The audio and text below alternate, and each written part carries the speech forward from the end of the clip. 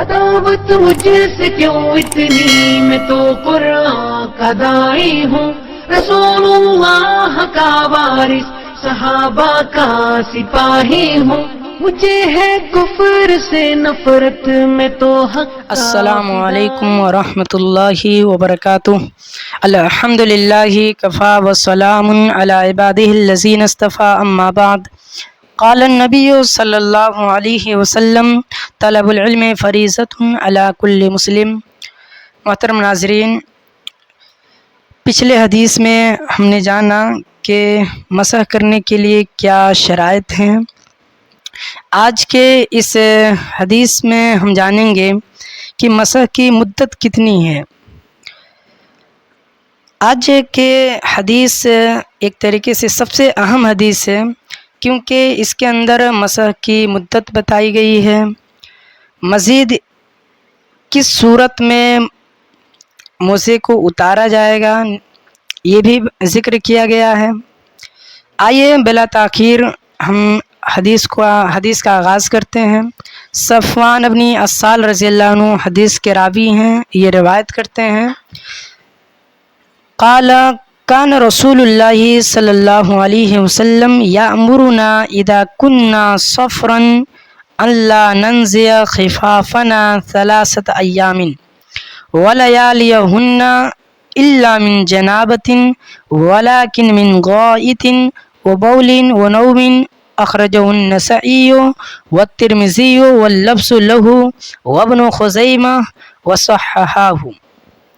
صفوان بن عسال رضی اللہ عنہ روایت کرتے ہیں، قال کہتے ہیں کہ کان رسول اللہ صلی اللہ علیہ وسلم، اللہ کے رسول صلی اللہ علیہ وسلم، یامرنا ہمیں حکم دیتے تھے، اذا کننا سفرا کہ جب ہم سفر میں رہیں تو اللہ ننزع تو ہم نہ اتاریں، خفافنا اپنے موزے کو، 3 ایام 3 دن تک، ولیالیہن اور 3 رات تک، الا من جنابۃ مگر یہ کہ جنابت لاحق ہو جائے، یعنی جنابت لاحق ہو جائے تب موزے کو اتارنا ہے۔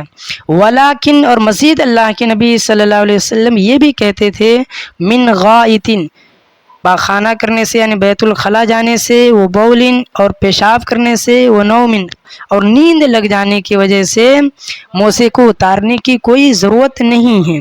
اخرجہ النسائی اسے نسائی نے روایت کیا ہے، والترمذی اور ترمذی نے بھی، اور اسی طریقے کے ایک اور الفاظ ملتے ہیں، وابن خزیمہ اور خزیمہ نے بھی روایت کیا ہے، وصححہ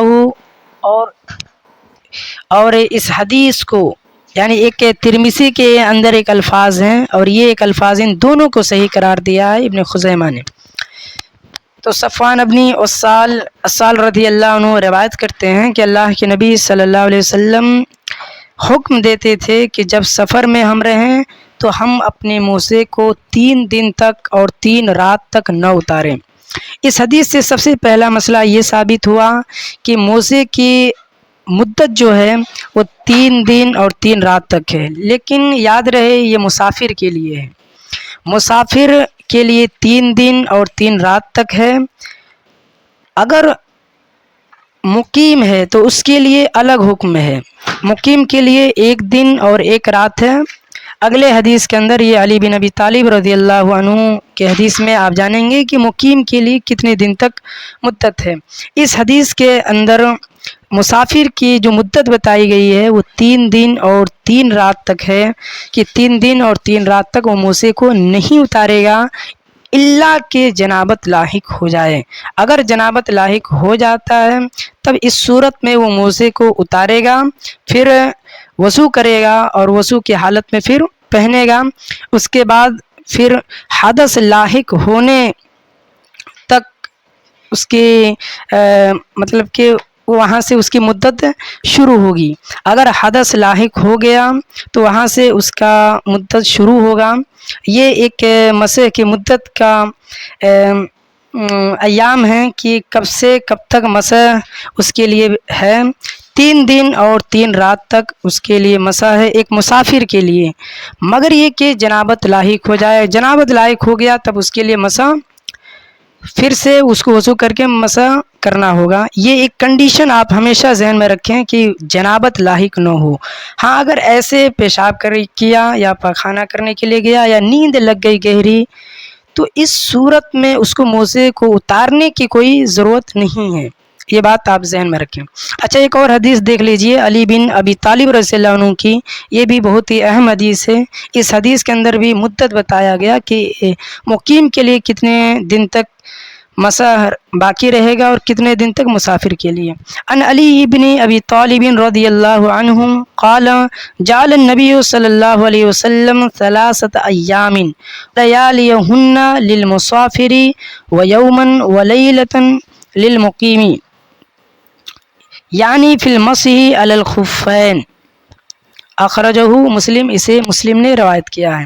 تو علی بن ابی طالب رضی اللہ عنہ کہتے ہیں کہ جعل النبی صلی اللہ علیہ وسلم، اللہ کے نبی صلی اللہ علیہ وسلم 3 ایام 3 دن تک ولیالین اور 3 رات تک مسافر کے لیے حکم صادر فرماتے. جعل النبی صلی اللہ علیہ وسلم، اللہ کے نبی صلی اللہ علیہ وسلم مسافر کے لیے جو مدت بتائے ہیں وہ 3 دن اور 3 رات تک. وَيَوْمًا وَلَيْلَةً لِلْمُقِيمِ اور 1 دن اور 1 رات مقیم کے لیے ہے.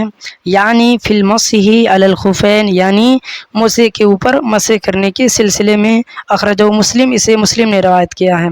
تو اس حدیث کے اندر اللہ کے نبی صلی اللہ علیہ وسلم نے جو مدت بتایا مسافر کے لیے وہ 3 دن اور 3 رات ہے اور مقیم کے لیے 1 دن اور 1 رات ہے. تو یہ حدیث اس بات پر دلالت کرتی ہے کہ مسح کی جو مدت ہے وہ 3 دن 3 رات ایک مسافر کے لیے ہے اور مقیم کے لیے 1 دن اور 1 رات ہے. تو آج کے حدیث میں ہم یہ بہت ہی اہم بات جانا. انشاءاللہ مزید اور حدیث جانیں گے. اللہ تعالیٰ سے دعا ہے کہ اللہ تعالیٰ ہمیں مزید ایسے حدیث پر عمل کرنے کی توفیق عطا فرمائے اور مزید شریعت کو جاننے کی توفیق عطا فرمائے. آمین. والسلام علیکم ورحمۃ اللہ وبرکاتہ.